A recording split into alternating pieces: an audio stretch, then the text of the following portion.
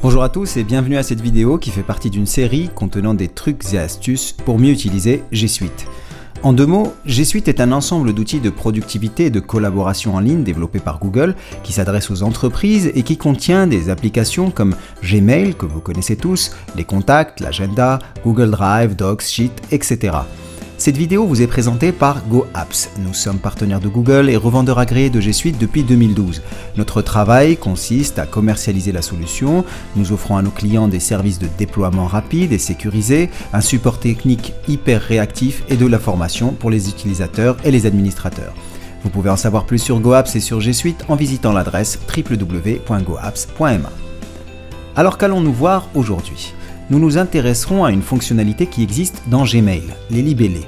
C'est une fonctionnalité très pratique et très importante et qui, à mon avis, est sous-utilisée par les utilisateurs. Notez que si vous avez une adresse Gmail personnelle avec @gmail.com ou si vous utilisez Gmail au sein d'un abonnement G Suite, ça fonctionne exactement de la même manière. À quoi servent les libellés ? C'est un système de classement des emails. Ils servent donc à mieux organiser votre boîte de réception afin de retrouver vos emails plus facilement et plus rapidement, ce qui est évidemment très important. Les libellés sont des étiquettes que l'on applique à nos messages et qui portent un nom, comme urgent, marketing ou client X, en fonction de la manière dont on veut s'organiser.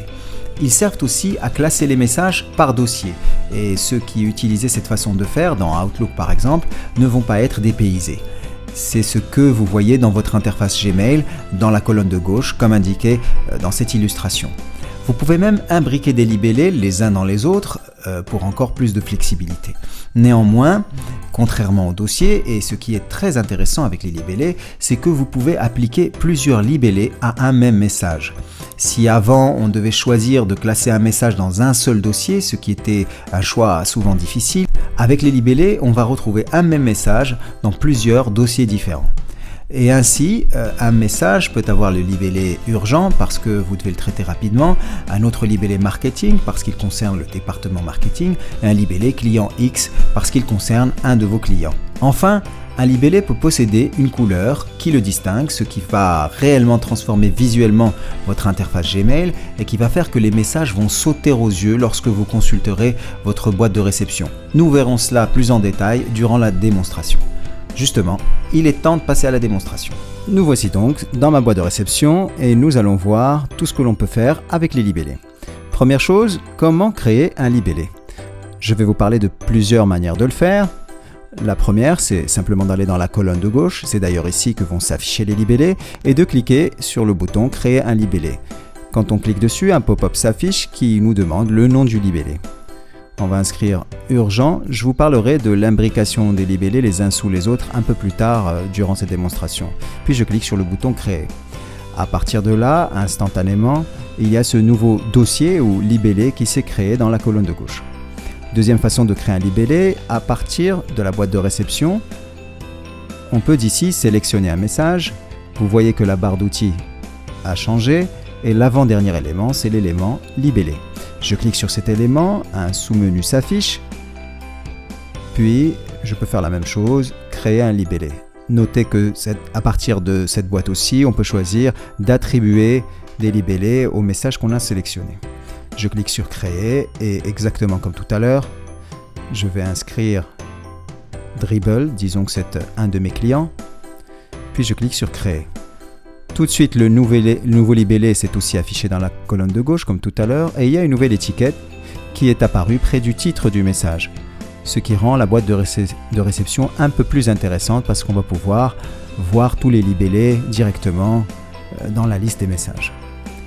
Ce qui est aussi intéressant quand on crée des libellés depuis la boîte de réception, c'est qu'on peut cliquer sur plusieurs messages, sélectionner plusieurs messages en même temps. Et là, pareil, on va dans la barre d'outils, on clique sur libellé, puis on attribue, par exemple, ce libellé Dribble. On clique sur appliquer et voilà, instantanément, la petite étiquette est apparue et tu peux voir tout de suite tous les messages qui sont associés à ce client-là. Troisième façon de créer un libellé, c'est quand on est à l'intérieur d'un message. Donc je peux ouvrir un message, par exemple celui-là, puis dans la barre d'outils qui est en haut, c'est exactement la même procédure, je clique sur le bouton libellé, et ici je peux créer un nouveau libellé que je vais appeler par exemple client X, et je clique sur créer. et le libellé s'est affiché dans la colonne de gauche comme tout à l'heure. À gauche dans la colonne et une étiquette est apparue en haut près du titre à côté de boîte de réception. Gmail, notez qu'il considère la boîte de réception elle-même comme un libellé. Et si je clique sur la petite croix, c'est exactement comme archiver le message. Je ferai une petite vidéo sur l'archivage un peu plus tard. Je peux donc retirer le libellé client X et ce message-là ne s'affichera plus parmi les messages du client X. Et je refais la procédure et je réattribue client X à ce message. Voilà toutes les manières que l'on a pour créer des libellés.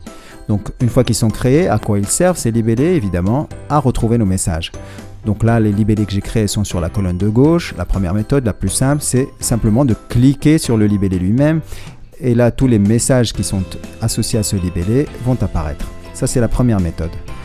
Comme vous le voyez, quand j'ai cliqué sur le libellé, la barre de recherche a changé et Gmail m'a écrit label : dribble. Donc je peux faire exactement la même chose. Si je cherche un libellé particulier, par exemple celui-là TED, je vais taper label : et puis le nom de mon libellé. Et si je fais la recherche, voilà tous les messages qui sont associés à ce libellé. Une autre méthode un peu plus simple, toujours à partir de la recherche, c'est simplement taper le nom du libellé et Gmail est assez intelligent pour vous le proposer directement. Voyons maintenant toutes les options qui sont disponibles avec les libellés. Je retourne à ma boîte de réception et comme vous le voyez, des étiquettes se sont affichées dans ma boîte de réception, ce qui est déjà très intéressant.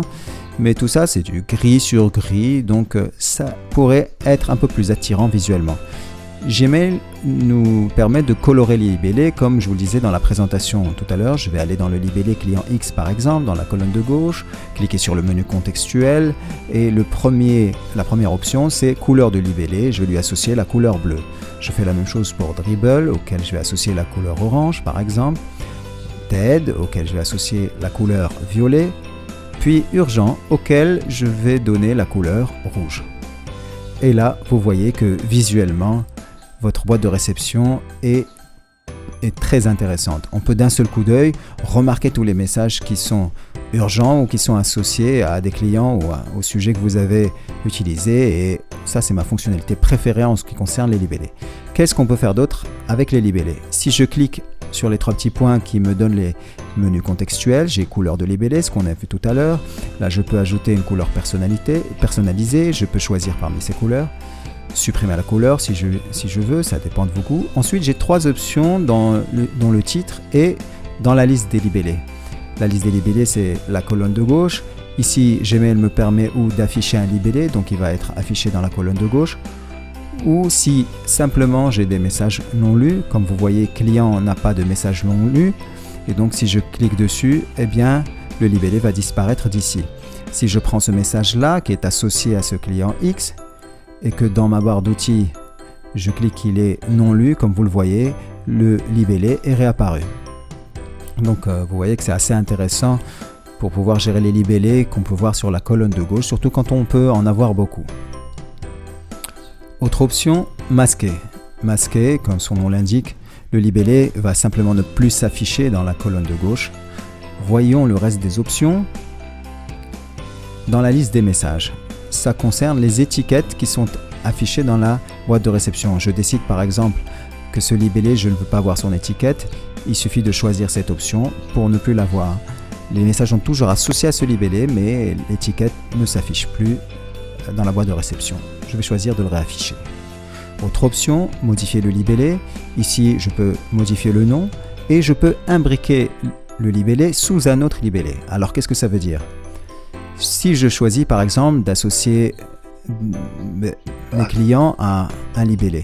À Goabs, j'ai plus de 150 clients, je risque d'avoir une liste qui est très très longue. Ce que je peux faire, c'est créer un nouveau libellé que je vais appeler client et qui va contenir tous mes libellés clients. On va supposer que client TED sont des Dribble TED sont des clients. Ce que je peux faire, c'est cliquer sur ce libellé, faire modifier et imbriquer ce libellé à l'intérieur du libellé client. Et comme vous le voyez, il s'est affiché ici sous le libellé client comme une organisation par dossier. Je vais faire la même chose pour TED, modifier, et je le mets à l'intérieur du même libellé client.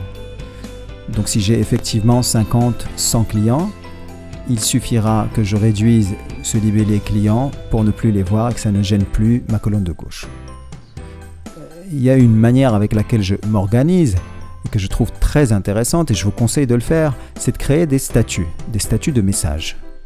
Je crée un libellé qui s'appelle statut, c'est un peu une fonctionnalité de CRM. Je créerai d'autres libellés en attente par exemple, pour indiquer qu'un message est en attente, que je vais mettre à l'intérieur de statut. Je crée un libellé à relancer, parce que je sais que je dois relancer un client par exemple, que je vais mettre à l'intérieur de statut aussi. Un autre libellé que je vais appeler terminé, que je vais mettre à l'intérieur de statut.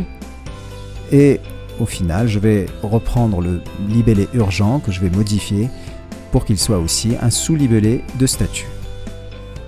Je leur donne des couleurs, parce que j'aime bien les couleurs. En attente, je vais le mettre dans ce saumon-là. Et là, je vais associer quelques messages aux divers libellés que je viens de créer pour leur donner des statuts. Par exemple, à relancer. Ceux-là, je vais leur donner le libellé en attente. Comme vous voyez, je peux simplement taper une partie du nom du libellé pour que Gmail me le propose. Et donc là, dans ma boîte de réception, j'ai une vue qui est très intéressante. Je vois tous les messages qui sont à relancer, tous les messages qui sont en attente ou urgents. Et ainsi, on peut vraiment utiliser les libellés comme une fonctionnalité de CRM qui nous permet donc de mieux classer nos messages et de faire notre travail de manière plus efficace. Je vais vous montrer une autre fonctionnalité avec les libellés, c'est la suppression de libellés. Vous voyez ici dans le même menu contextuel, il y a un bouton supprimer le libellé. Il faut le noter parce que c'est important que quand on supprime un libellé, on supprime le libellé lui-même et pas les messages qui sont à l'intérieur. Et comme vous voyez, ce message était associé au libellé que je viens de supprimer, mais elle ne s'est pas supprimée, c'est simplement le libellé qui s'est supprimé. Si je décide de supprimer un libellé par an, eh bien il va supprimer tous les libellés enfants, mais il ne va pas supprimer les messages qui sont associés et c'est indiqué ici, aucun message ne sera supprimé. Dernière chose que je vais vous montrer, c'est ce bouton-là, gérer les libellés. Si je clique dessus, je vais en fait dans les paramètres et dans l'onglet libellé. Et d'ailleurs, je peux accéder à cette même vue à partir des paramètres en cliquant sur l'onglet libellé. Ici, ce sont quelques options, c'est surtout les options de masquage et d'affichage. À partir d'ici, je peux masquer ou afficher des libellés. Vous voyez que ma colonne de gauche change. Je peux même le faire pour les libellés que je n'ai pas créés. Je peux faire la même chose pour les catégories. D'ailleurs, je vais masquer toutes les catégories. Puis, je peux gérer le masquage de mes propres libellés.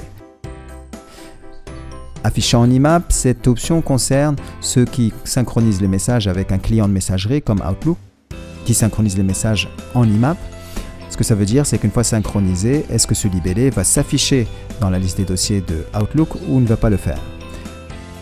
Voilà tout ce qu'il y avait à savoir sur les libellés. Si vous êtes intéressé par des formations personnelles ou pour vos collaborateurs, je vous invite à visiter www.goapps.ma/formation pour en savoir plus et ainsi profiter du plein potentiel qu'offre G Suite. Au nom de GoApps, je vous remercie d'avoir regardé cette vidéo jusqu'au bout et j'espère qu'elle vous aura été utile et que vous allez dès à présent utiliser les libellés pour mieux vous organiser. N'hésitez pas à liker cette vidéo, à la partager et à vous abonner à notre chaîne. Merci et à très bientôt pour une nouvelle vidéo.